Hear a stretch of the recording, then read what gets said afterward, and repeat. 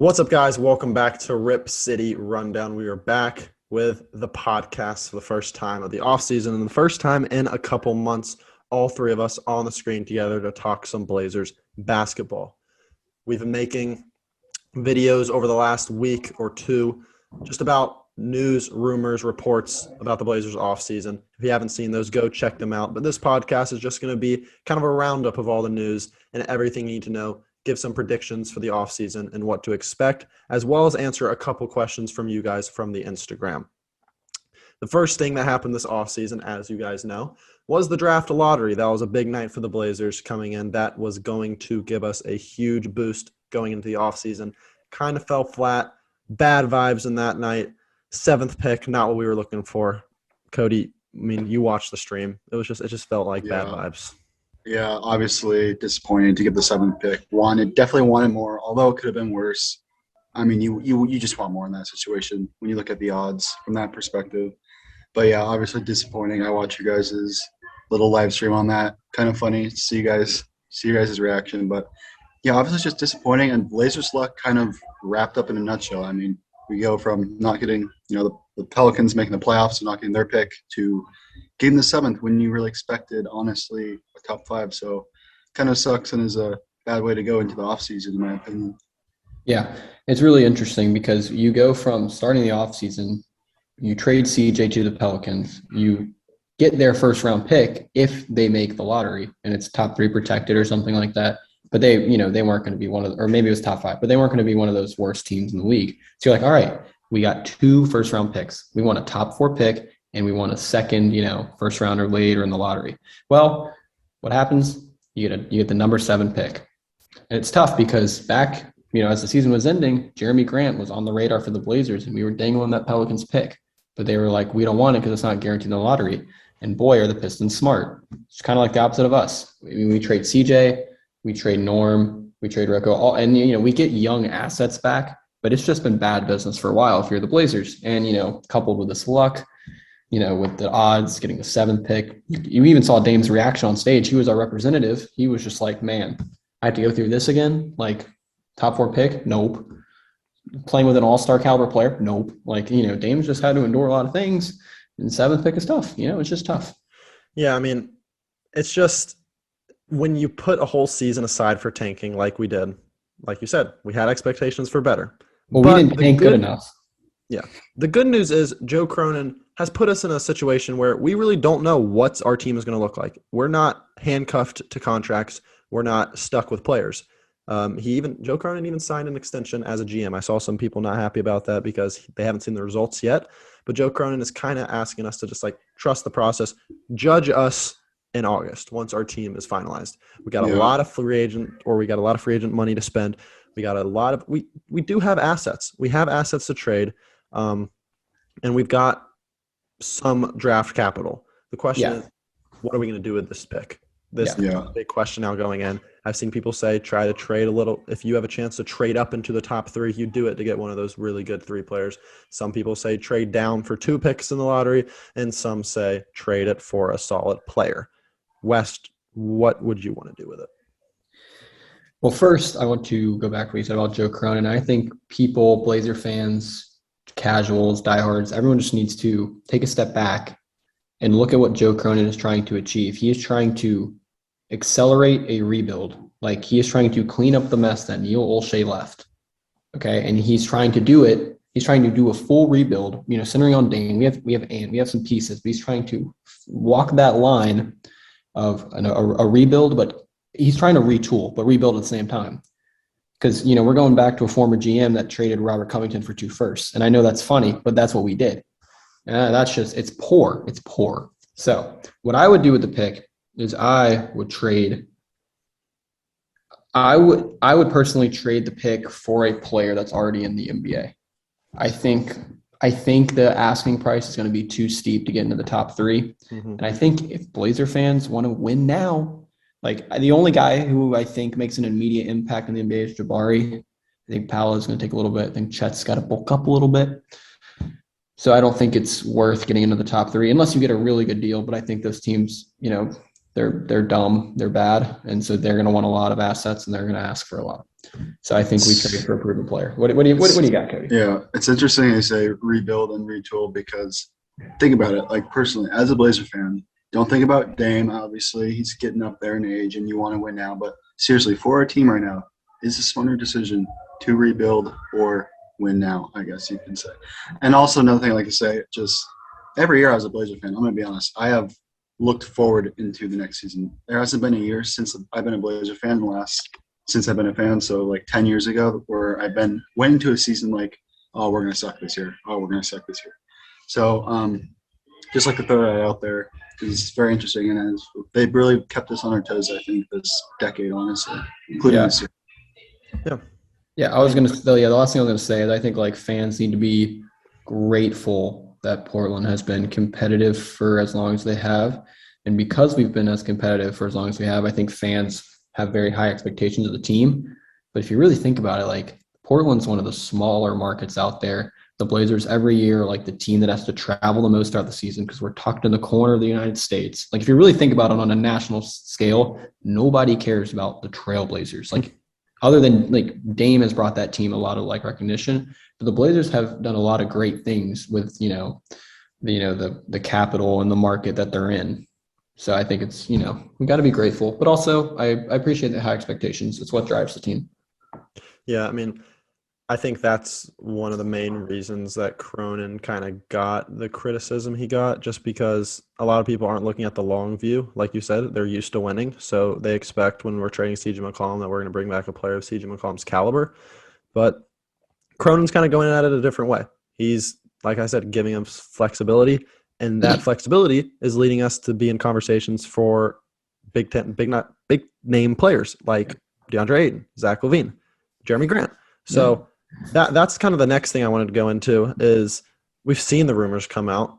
I mean, Zach LaVine is a high target for Portland, which is really weird just because you just traded CJ McCollum and he's kind of a similar mold to Zach LaVine. So, I got a hot take. First. I got a hot take about Zach LaVine. What is that? I think Anthony Simons is just literally Zach LaVine, just probably a few years early. Okay. I think that's a pretty solid take. Both athletic, both can score, and both are not the best on the Zach LaVine has been doing it for longer, and Zach LaVine has had better numbers for longer.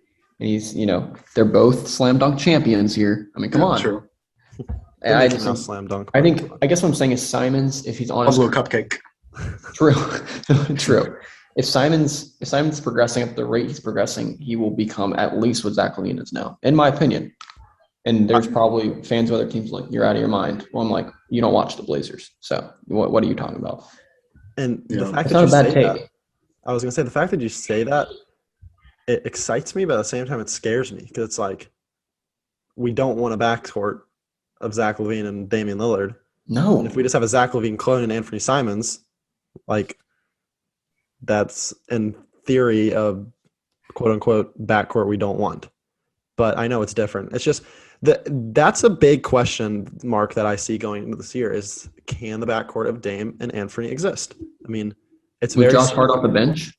I'm not saying Anthony comes off the bench. I'm just saying that they both have their struggles on the defensive end. Now, Simons can definitely grow into his defense because he is young and he has the defensive tools.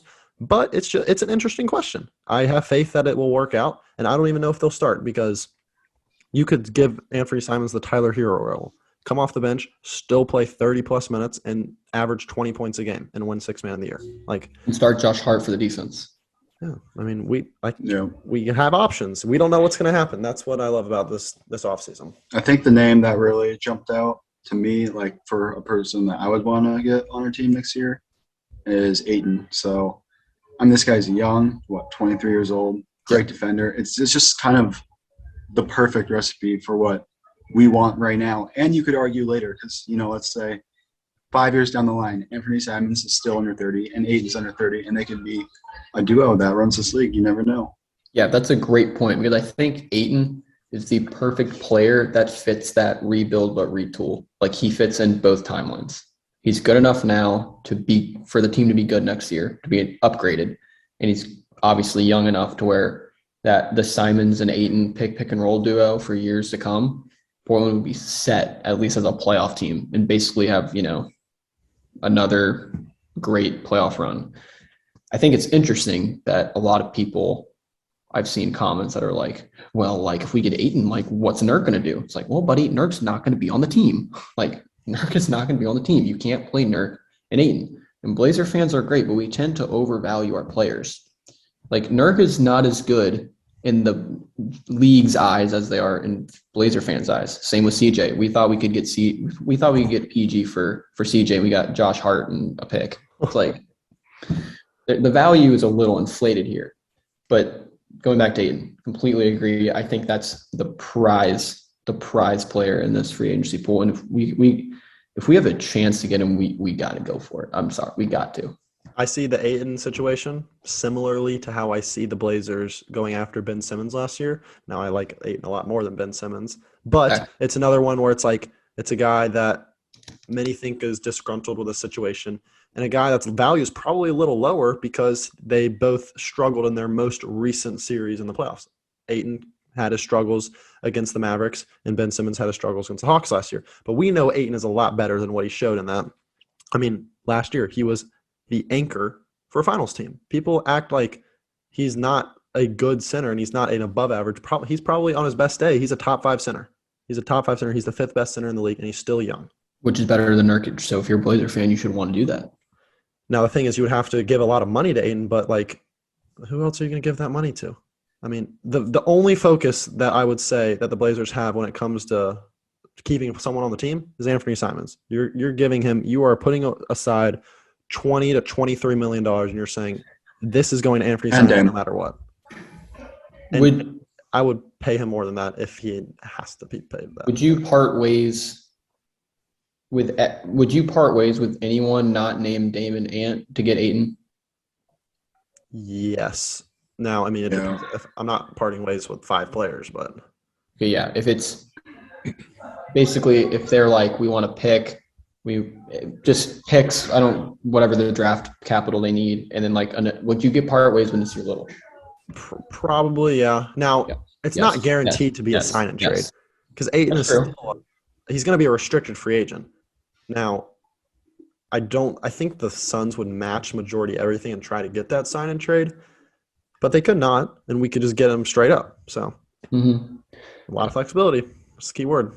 Yes, I think the other interesting player that we could be looking at, and obviously his name's come up time and time again, is Jerami Grant. However, seems to be some steam it's losing steam a little bit, I think. Yeah, I mean, Jerami Grant. Losing that Pelicans pick, because that was going to be the main part of it, because we're not trading the 7th pick for Jerami Grant. No. Like, I think the package now is like Bledsoe, another first-round pick in later years, and then like Keon Johnson or something. The only problem with Jerami Grant is like he's going to ask for money, and he's just not worth $28 million a year. He's just not. He would fit well with the Blazers. Like, I think he would be a great piece to have, but I'm not willing to pay a ton of money for him. I mean, I remember at the Pistons game, like him, Nurk, and like Josh Hart. Like, literally, Nurk and Josh Hart were posting on Twitter, like, Jerami Grant with the eyes emoji. Like, everyone knows that he's a big target for the Blazers, and that's the most likely guy we bring in. But I just don't want to be forced to have to pay him that much money. Yeah, I mean, you're going to have to pay some good players, obviously. Simons, he's probably going to ask for 20, I would say. I would say any low 20s. Dame's obviously got his 40 or whatever next year. And if you brought in Ayton, that's another 20. But sometimes you're just going to have to pay the players what they want. But CJ, that's an example of probably someone you don't want to pay that much. But exactly. I mean, that's what the game is when it comes to NBA and contracts and offseason, is finding those low-value players for low prices like we do with Nurkic. Yeah. Nurkic. And that's why it would have been so clutch to get one of those 3 guys, preferably Paolo or Jabari, because you get them on a rookie deal. And then you literally had like if Jabari Smith was on this team and we somehow got Ayton, that team is automatically a top 4 seed in the West. Yes, I said it because people forget how good Dame is. This dude sat out for a year. People forgot how good this dude is. Like, if Dame if Dame is if Dame is carrying CJ McCollum, a skeleton of Robert Covington, and Yusuf freaking Nurkic post injury, he can take Ayton, Simons, and Jabari Smith. I'm just saying. That's just you saying that makes me so mad that we didn't get a high pick. But It's fine. I want to go over a couple prospects we could get with the 7th pick because I think we could still draft. And as much as everyone just says, oh, it's the top 3 and then the rest of the draft are role players, I think there's some pretty solid players in this draft. I think the top of our board right now would be a mix of a Keegan Murray out of Iowa. I just don't think he falls a 7. Shaden Sharp, Ben Mathurin, maybe Jalen Duran, and AJ Griffin. So I think those are the 5 players you would look at for the Blazers. You got a couple big guards / forwards, and then you got your classic forward and your classic center. Here's the interesting thing for me. I really have not spent much time looking at who we could take with 7 because I really think that the Blazers will not pick 7. I think they're either going to trade up and just swing. They're going to trade back and maybe get like an actual player involved, or just like trade the pick completely for like a decent Question. not star, but a Jerami Grant caliber, something like that. Question. Do you think now that the Blazers have kind of had their fair share of bad luck, not getting the Pelicans pick, dropping in the draft, and it seems like the fans are getting a bit restless, do you think Joe Cronin does, like before the draft or on draft night, do a big swing trade, like you say, to kind of just get a little bit of energy into the fans and be like, we got this guy and we're making moves. We know what we're doing. Would Miles Bridges classify as that? I don't know, maybe. But Miles Bridges is a guy, he's a restricted free agent. I more so say like trade up into the top 3 or trade this pick for, or do combination. I don't know. But I also think Joe Cronin's a guy that trusts his plan. And it seems like him, Dame, and Chauncey are pretty confident that they can sit down with a free agent and convince him to come to Portland. I'm not saying that's a good thing to have because has not worked in the past. Our biggest free agent we've gotten in the last 10 years is Evan Turner. Evan Turner. So we paid that dude $75 million. And I thought it was a good contract. Speaking of overpaid, but yeah, you never know with these low draft picks. I mean, I think like the Spurs are a great example. Ginobili was such a low pick. I think Tony Parker was such a low pick. And they, that duo has at least 2 or 3 rings together. So yeah, you can find your gems in the draft. I mean, CJ McCollum was the 10th pick and Dame was the 6th pick. We're at 7. Yep. So, well, it's interesting because you have like Draymond Green went in the 2nd round. Jokic went in the 2nd round. Yep, exactly. So glass half full, Yeah. I do want to mention one thing.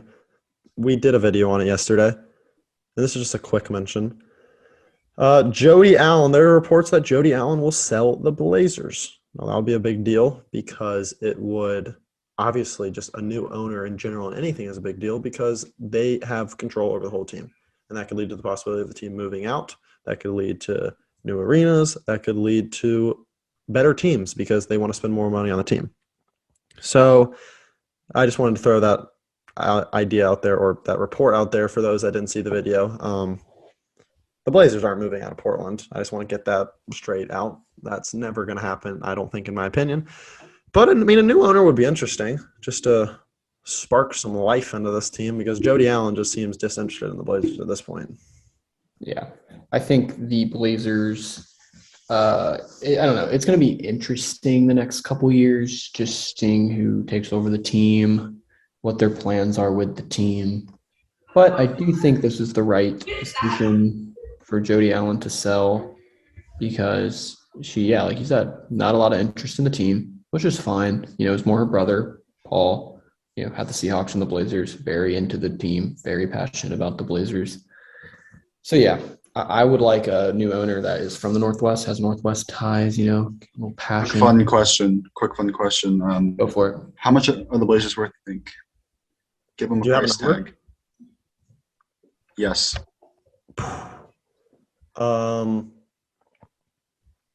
Who's number? How much is number 1 and how much is 30? If you probably don't have that. I'm gonna get this information. Hang on a second. I know that like at least in the NFL, like some recent ones, like the Panthers were bought for like $3 billion, I think. Billion? But that's like NFL, and that's also a bigger market than Portland. I don't know the difference between NFL and NBA. I would assume the Lakers are like Lakers mid are Bs, next. Next. mid. Mid B's. That would be interesting though. I mean, For perspective, it says the Knicks have the most at 5.8 billion. million? Billion. Billion. No, not million, mate. Yeah, I was Okay. like, what? I'll I'll say say the Blazers are like 1.1 billion. I'll say we're 2.5. Okay, this is by Forbes. It says we are 2.05 billion. So Wow. So yeah. 3, not even halfway to the Knicks, and they suck. So there it is. yeah. Happens when you live in Portland. So, but yeah, it's a lot of money, obviously, by a team. So it'll be interesting to see who takes over that and just kind of the storylines that follow there. Yeah, for sure. I mean, that's really all we have when it comes to the Blazers. I mean, the pick, we've given our thoughts on what we want to do. As the draft comes closer and as we get more news on who we're interviewing, we could probably go a little more in depth on prospects we could draft if we do end up keeping the pick, but we don't want to talk about a bunch of prospects when we don't even know if we're keeping the pick. So we're going to I do have one game game. I created. Mm. Or it's not a game. It's more of an opinion. So basically, it's in honor of most likely Yusuf Nurkic not being on this team anymore, which for better or for worse, he was a good center for us. I'm going to name some centers in the NBA. You tell me if you'd rather have Nurkic or this player, okay? And I want you to think hard. I don't want you to just think like, it's like on our team, not just a better player, like for our team. Yes. Next year, yeah, okay. All right. I would give Nurkic, by the way, like a 60% chance he's still on the team. Okay. Jarrett Allen. Yikes. For our team, I'll say Jarrett Allen just because he's one of the best defensive bigs in the league. I mean, he wasn't an all-star, believe it or not. I'm not saying like that makes him automatically better, but I would say Jarrett Allen. Okay. Cody, what do you say? We're going to make it quick. I'm gonna say Jody Allen too. Okay. Yeah. Okay. Yeah. Y'all need to prove your opinion. It's more just interesting. All right. Jonas Valanciunas. I'll take Nurk. Nurk? Yeah. Robert Williams III.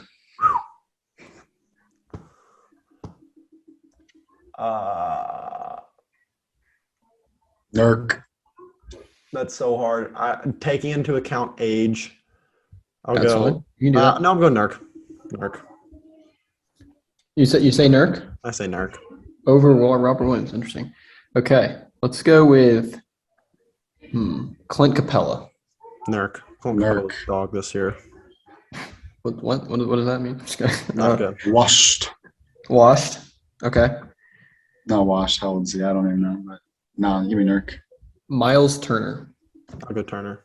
Yeah, I gotta go Turner on that one. Similar to the Jarrett Allen. Yeah. Oh, he's on the same tier as Jared Allen. Kevon Looney. Nurk. Nurk. Looney's a He's in the shadows of Steph Curry. He's getting carried out there. Yeah. Get Nurk in a mile. Buy him high. Okay. Let's go with okay. I was gonna say that, but that's just obvious for y'all. Mitchell Robinson. Nurk.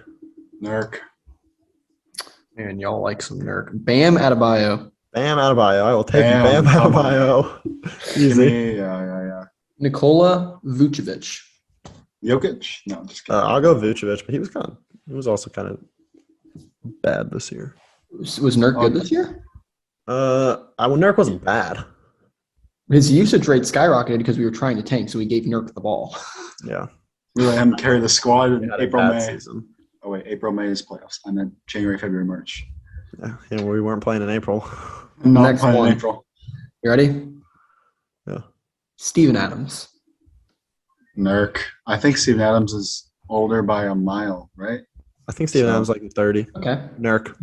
Here's what I'm really interested to see y'all's opinion on. Al Horford. Wow. How old is he? Like 35. I'm taking. He's old, but he's still balling. I'm taking Nurk. Me too. I'm taking Al Horford. Are you serious? No. What do you mean, Al no? Horford. I know like it's a good thing to pick up your play in the playoffs, but like he didn't have a good season necessarily. He's just playing well in the playoffs. I mean, I guess that's all what matters, but still. Christian Wood. Probably would. But like not by a lot. I wouldn't go I out of go my either way way. to get Wood over Nurk. I go Wood too, but not by far. Wow. All right, that's all I said. I was just interesting. I would say Nurkic is Is Nurk a top 10 center? Nurkic is anywhere between like 9 and 13 when it comes to centers. Okay. I had an interesting. I was pulling from a list, so I'm gonna read the list just Is before this we top go. centers in the league? Yes. Okay. From Just this was going into the year, when? Oh. or no? This was. Yeah, this was last September. Well, you could go by so- 2K ratings, but they probably think like D'Angelo Okay. Russell's better than Dan. This was 1 month It's like ago. a 90 or something. That's crazy. This was 1 month ago. 10 best centers in the NBA. Number 1 was Jokic. Yeah, we know he's not top 5. Number 2, Embiid. Number 3, Towns. 4, Gobert. 5, Bam. Gobert over Ben. Okay. Defensive player always in there, but Bam was too. So it's interesting. All right. Did you see against the perimeter last series? Interesting question. Are the Jazz better with Bam at center? All right, I don't know. Okay. Keep going. We don't care about the Jazz. 6 is Ayton. Yeah. 7 is Jared Allen. Yeah. 8 is Vucevic. Mm-hmm. Okay, that's my first one I disagree with. 9 is Valanciunas. Oh, wait, sorry. I meant Valanciunas. I got the V's mixed up. My bad. 10 is Capella. Okay, that's 2 I disagree with. But I think there's some other guys that are better than Nurk too. All right. Well, let's keep I think going Nurk is then. on that level. You think Nurk is okay? What about? That's why I said he could be 9th. Yeah, but you guys took Christian Wood over him. Yeah, but like I said, True. Anyway, it's just interesting because Nurk, like you would say, like Nurk for Al Horford, Nurk all day. There was a time at the beginning of the year we were like, dude, we could trade Nurk for Jaylen Brown. Like, no, you can't. Yikes. Which is just a horrible take in hindsight. So I'll take the blame for that. But it's just interesting when you Nurk or Al Horford, you'd want to say Nurk. It's like Al Horford. The recency bias is there. But anyway. That's all we got for this podcast. Hope you enjoyed it. We'll be with the offseason starting to pick up. We'll hopefully get some podcasts coming at you maybe around once a week. And then The draft is soon. we'll definitely do an NBA draft, a live stream, so be on the lookout for that. And we Oh, might sick. live stream a couple more playoff games, but we will see. Make sure to subscribe. Go follow us on Instagram. The link's in the description. We'll see you in the next one. Peace.